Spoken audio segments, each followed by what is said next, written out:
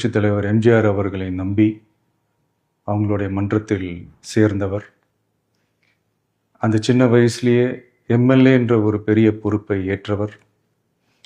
அதுக்கப்புறம் அவருடைய அந்த பயணத்தில் அந்த இயக்கத்தின் இருபெரும் தலைவர்களுக்கு ஒரு பெரிய நம்பிக்கைக்குரியவராக அரசியல் களத்தில் இருந்தவர்.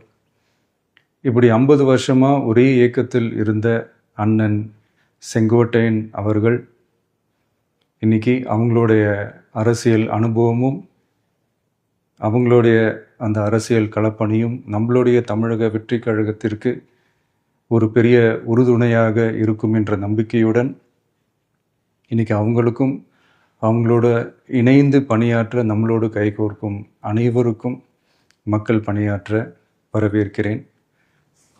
நல்லதே நடக்கும், நல்லதே நடக்கும், நல்லது மட்டுமே நடக்கும். வெற்றி நிச்சயம்.